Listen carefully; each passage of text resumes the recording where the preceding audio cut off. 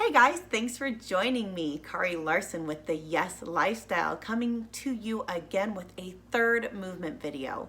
So we did individual movement how-tos, and then we did a compilation video pulling those movements together into a series that you could do daily to help strengthen and support and better your core and your low back strength and mobility. Last week we added on some new movements to that, and this week we're going to continue to build onto those same movements. So starting with the pelvic clock that we did last week and then going from there. So can't wait to have you join me. Go ahead and lie down on your mat, on your back, knees bent, feet flat on the ground. All right, starting comfortably on your back. To review, let's engage the transverse abdominals. So if you are completely relaxed, your fingertips should be able to sink into your abdomen just on the inside of your hip bones. If you're just relaxed, you should be able to sink that in. It should be soft and supple, okay? Now, if you think of zipping up a tight pair of pants, scooping your belly button towards your spine, pulling a belt tight across your hips, all of those things are mental visualizations to help you activate what we call the transverse abdominals, the ones that wrap around you horizontally like a corset. If you do that, if you have relaxed first, sunk your fingers into your low abdominal cavity, just on the inside of your hip bones, and then you zip up that tight pair of pants, pull that belt tight, suck that belly button towards that spine, any of those activities should engage the transverse. You should feel a firming and a plumping under your fingertips. That is how you find your transverse abdominals and how you learn to activate them. So important for core strength and stability. So once you've done that and identified those, and it may take some practice, we're going to keep those engaged and go back into our pelvic clock. Now, if you remember, or if you don't and weren't with us, we visualize an elongated clock on your abdomen. 12 o'clock is up where your ribs come together. 6 o'clock is down by your pubic bone. Your 3 and 9 o'clock are your two hip bones. So if we're going to engage and anchor at our 12 o'clock, we're going to inhale. On the exhale, scoop that belly button in, engage those transverse, tilt the pelvis, scooping, tilting, rocking up just a little bit, anchoring behind your 12 o'clock into the floor. So if you'll notice, I have rounded my hips up a little, but it's not a bridge. I haven't actually brought my low back and mid back up off the mat, right? I've inhaled, exhale, engage, tuck the pelvis, anchor at 12 o'clock. My ribs, the back of my ribs, are still completely in contact with the mat. As I roll down again, one vertebrae at a time, I'm going to continue to roll forward. I'm going to extend my spine, arching it away from the ground, tipping the pelvis forward, anchoring at 6 o'clock. Exhale, scooping, rounding, engaging, anchoring at 12, rolling back down towards my toes, tipping the pelvis forward, anchoring at 6 o'clock. Exhale, scooping to 12 and out to 6. 12 and 6 and 12 and 6. If I come back to neutral, my hip bones, if I put my palms on my hip bones, fingertips towards my pubic bone, that triangle should be parallel with the ground, nice and level. Okay, so my back, my spine is straight and long. It's not arching. It's not imprinted and pressing into the mat, but straight. And my pelvis is level with the ground. We call this our neutral spine and our neutral pelvis. Brace through the core, engage those transverse, and let this be a feeling you learn and know and become very comfortable with. So that core is engaged, the spine is elongated and straight, the pelvis is level with the ground. The hip to pubic bone is parallel to the ground. Neutral pelvis, neutral spine, all right? We're gonna add on from here. So we just did our 12 and our 6, but what about that 3 and 9? So If you visualize your thighs, your legs being on two train tracks, they're gonna stay parallel to each other. Your knees aren't gonna rock side to side. If you roll up to your 12 o'clock, now anchor your 3 o'clock, your left hip down towards the ground. My legs stay parallel, but my right knee is gonna go forward on the train track, allowing that hip to go down, okay? If I go back to neutral, it's a shift. This hip comes up, this one goes down. 3 o'clock anchors, legs stay parallel. Go back to center. And you can bring your hips down a little bit if you need to, but sometimes it helps to tuck a little bit and anchor towards 12 when you first do that movement. So if you come back to center, anchor to your 9 o'clock now. So the right hip anchors down, the left knee reaches forward and back to center. So 3 o'clock and 9 o'clock. 3 o'clock and 9 o'clock. These legs are shifting, but not side to side. They're staying perfectly parallel on those train tracks. Anchoring one hip down and then the other. So 9 o'clock, 3 o'clock, and back to center. I am bracing, engaging my transverse abdominals the entire time I'm doing this, okay? So let's try to combine it all. Exhale, scoop, round up, anchor at 12. Now shift over to 3 o'clock, left hip down. Now shift to 6 o'clock, pubic bone pointing down. Shift over to 9 o'clock, right hips anchored down, back up to 12. Let's reverse. Anchor to 9. Anchor to 6. Anchor to 3. And back up to 12. Again, 3, 6, 9, and 12.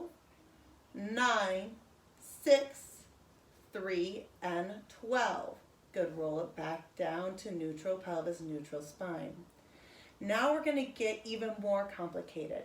Keep the visual of the clock in your mind and just try to visualize your body and your hips, your pelvis moving with that visualization. Sometimes we overthink a movement and it actually makes it harder. So try not to overthink it, but engage and practice. Don't get discouraged, okay? So we're going to start again. Inhale, exhale, scoop, roll up to 12. Now rather than going straight to 3, we're going to hit every number on the clock. Rolling around to 1, 2, then 3, 4, 5, then 6, 7, 8, 9, 10, 11, 12. So making the movement more fluid. Reverse. 12, 11, 10, 9, 8, 7, 6, 5, 4, 3, 2, 1, 12. So again, rolling through every number to 3, every number all the way to 6, over to 9, and up to 12, and reverse. Every number of the clock getting hit to 9, to 6, to 3, to 12, keeping it center. Roll slowly down, come back to neutral pelvis and neutral spine. That is pelvic clock, you guys. Great job. Let's review our crabbing from before. So rolling over onto your side, okay? Knees are bent. Hips, knees, and ankles are stacked. Your transverse is engaged, okay? Now, everything we've done so far, and including this exercise, if you have low back pain, if you have a diastasis recti, sometimes men and women can both get that. Women often do postpartum. These exercises aren't only okay for that, but often they can help correct problems like that.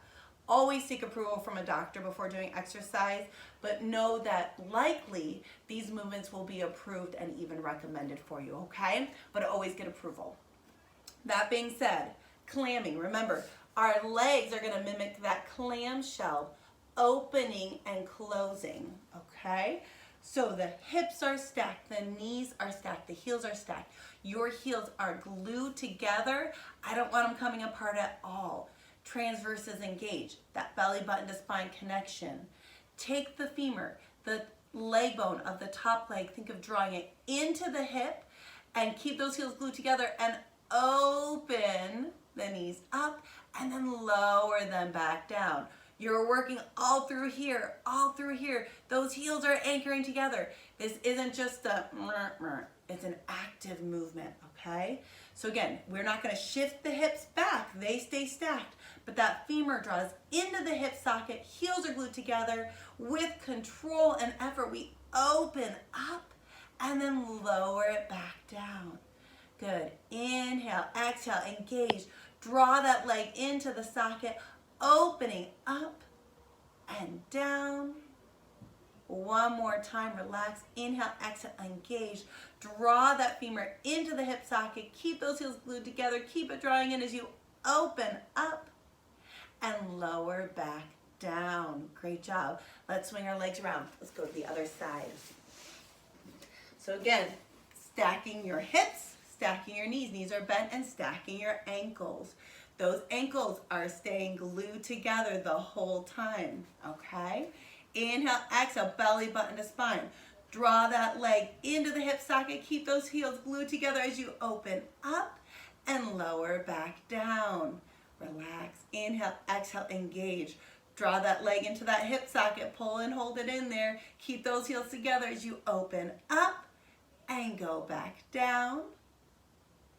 Inhale again, exhale, engage, draw it in, opening up and down. One more time, inhale, exhale, scoop here. Pull that leg into the hip socket, opening up and coming back down. Great job, you guys. I'm gonna swing back around. We're gonna come onto your back again, legs bent, feet flat on the ground, okay? Let's talk a little bit more about bridging. So articulating our spine, bridging, we inhale, exhale, we scoop, engage that transverse, tuck the pelvis, this is spinal articulation, and roll one vertebrae at a time, coming up off the mat, bringing the hips in line with the knees and the shoulders. My back is flat and elongated. Inhale here, exhale, scooping the belly button in, one vertebrae at a time, slowly coming down onto the mat and coming to that neutral spine, neutral pelvis position. Sometimes it's helpful for people to visualize their spine as a string of pearls that's laid out long. And as you pick up one end, one pearl at a time comes up off the mat, and one pearl at a time is going to lower back down onto the mat. So again, inhale, exhale, scoop, engage, tuck the pelvis, roll the hips up, one vertebrae at a time, the back comes up, weight goes to the back of my shoulders. Notice I haven't shifted my body back, right? I'm just lifting straight up with the hips. Sometimes it helps to think of lengthening the knees forward over your toes. Little breath of air in, exhale, roll slowly down. Now, if spinal flexion, bending forward, is something that is not recommended for you, you have a herniated disc, some sort of low back problem, that forward folding isn't recommended. You can hinge at the hips. And it's good for everyone to learn to both articulate and hinge as long as it's not contraindicated for you. In order to hinge, we do the same movement, but with your back flat. So you're going to inhale, exhale, brace, and just lift those hips straight up and back down. Good. Inhale, exhale, brace, flat back, hips hinge up, opening through the front of the hips and lowering back down. Again, inhale, exhale, lifting up and down. Now we're going to lift up and hold it there. Inhale, exhale, lift up, hold it there. We're going to do a side-to-side movement. Think of a typewriter. As you type, it goes across, and then you move it back. Press it back the other way. Straight side to side.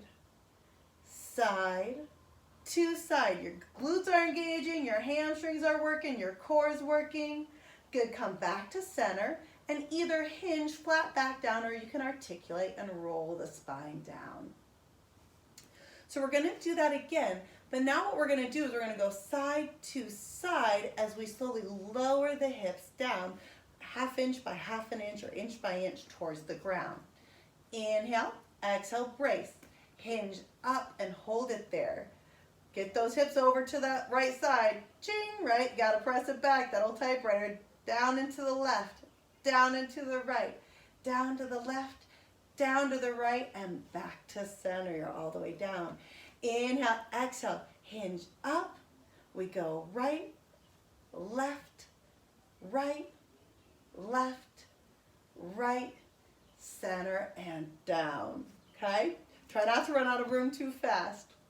We're gonna take it a step up, a little more mobility now from there. We're gonna draw a figure eight with your hips. So really more of an infinity sign because it's on its end. But if you think of your right hip circling down, around, and up, and then the left hip circles down, around, and up. So it's a figure eight, down, around, and up, down, around, and up.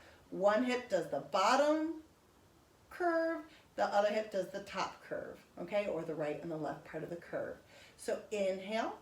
Exhale, bring the hips up in line with the knees and shoulders. Dip that right hip down, around, and up. Left hip down, around, and up. Right and left. Right and left. Drawing that figure eight. Sometimes just visualize the shape and try not to overthink the movement. If you got a little rhythm, fluidity going, go with it. Down, around, and up. Down, around, and up. One more to the right, one more to the left, back to center, and hinge or articulate your spine back down onto the mat. Find neutral pelvis, neutral spine. Great job, you guys. Okay, we're gonna go from there, and we're gonna go into toe taps. So you're gonna bring your feet into what's called tabletop position. Bring your legs up one at a time. The shin is flat. So this would be your tabletop, okay? So you don't want it tipping down or too close to you. If I set a vase of flowers there, it would stay nicely balanced. This in and of itself can be very challenging. You have to keep your transverse abdominals engaged, belly button pulling towards the spine. You don't want your back arching away from the ground because you could pull it and injure it. So if it's hard for you, if you're still building that core strength and keeping that neutral spine is a challenge in and of itself, you can do what's called imprinting the spine, meaning pressing your low back into the mat. Think of pressing it down, sinking it down into the mat, and don't let it come away from the floor at all. That's going to protect your spine as you continue to build that core strength. Now, holding it here, that might be a challenge enough, and you can just do this for a little bit. Or you can try what's called a toe tap. One leg at a time. The leg is going to lower down, the toe reaches towards the ground, taps and comes back up. Notice the angle of my knee doesn't change. I am bracing through the core. I'm engaging through my hips, my glutes, my thighs. Everything is engaged. My back is engaged. I'm not letting that spine arch and move at all. I'm keeping the belly button, aka my transverse, engaged and pulling in. It's just a little tapping up. Now, as you lower your legs down and away from you, if you find you start to arch or extend your spine, don't go as far. If you can only go to here and then you notice it's a challenge, that's okay. Just come away a little bit and back. Keep that right angle of the knee. Reach as far as you can. Keep bracing through the core. Again, imprinting that spine if you need to. Pressing that low back into the floor, into your mat if you need to. And if you can bring the toe all the way down, keeping this engaged, awesome. Find where you're at. We have to start somewhere, right? That's why we're doing this. So tapping it down and up. One more on each side. Down and up and down and up. Great job, you guys. Those are called toe taps.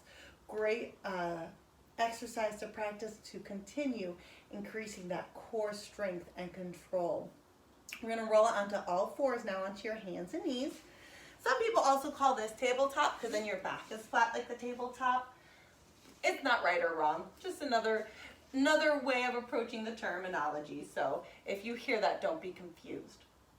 Now notice my hands are under my shoulders, my knees are under my hips. So arching the back up and extending eyes and heart forward, tailbone up. The arching and curling that we've talked about. articulating the spine, getting that movement through your back and engaging the core, engaging your transverse abdominals. Now again, if flexion or extension is something you've been advised against, just don't do that, right? Just skip that. However, if you're able to progress with me, I want to bring you into some more fluidity and some more challenging movements here. I want you to think of a paintbrush being taped to the end of your tailbone. I want you to visualize that there is a paint bucket between your feet. All right, so there's a bucket of paint between my legs and there's a paintbrush attached to my tailbone. I'm going to dip my pelvis down, dipping that paintbrush into the can of paint. I'm going to then bring the paintbrush up and draw a straight line up and down on the wall behind me. Please notice I have not moved my torso, my upper body at all. It's all in the pelvis. So that wall is magically the perfect length from the tip of my paintbrush. And I'm painting up and down, up and down, up and down. Good, come back to neutral, flat back. Now I'm going to dip the paintbrush in again. This time I'm going to bring it up and I'm going to paint a basketball-sized circle on the wall behind me, circling it around. Nice basketball-sized circle. Come back to center, dip the paintbrush in again, bring it up, reverse that circle, paint the other direction. You may find one direction is a lot harder than the other, and that's okay. Comes with practice. Circling, painting that basketball-sized circle on the wall with that paintbrush. Come back to neutral. Good. We're going to dip that paintbrush in again. Dip it down, bring it up, start with that basketball-sized circle and start to gradually make your circle bigger. As you increase, try to get all the way up to a beach ball-sized circle for me. Circling it around. Good, start to bring it a little smaller, back towards that basketball size. Circling it around, a little bit smaller. Let's work it down to a softball size. Nice small circle. One more time around and relax. Good. Gonna do the other side. So dip that paintbrush down in your can of paint, bring it back up, start going the opposite direction. Basketball size, painting that circle on the wall. Start to make it bigger. Make it bigger. Go towards that beach ball size. Nice beach ball size circle getting painted on the wall behind you. Start to bring that circle smaller again. Gradually bring it back down to that basketball size circle, circling it around. A little bit smaller. Come to a softball size circle. Circling it around, working through the core and the hips, little softball size. One more time around. Come and relax in neutral. Nicely done, you guys. If you want, you can arch and curl a couple more times back in center. Flexing and extending the spine. And you can sit back into child's pose. You can do an active child's pose, stretching those arms forwards if you want. You can just relax the arms forward. You can relax the hands back by your feet. Whatever is comfortable for you. Take a nice deep breath in and exhale. Nicely done. Thank you for joining me for movement series number 3. These movements have helped countless numbers of my clients to have less back pain, more core control and stability, and to really feel an improvement and a difference in their everyday life activities. Just more ease of movement and less pain with movement. So I hope you notice a benefit too. Continue to do all of these 3 videos that we've offered so far and enjoy. Say yes to movement, say yes to a happier and healthier you, the Yes Lifestyle way. Thanks for joining me.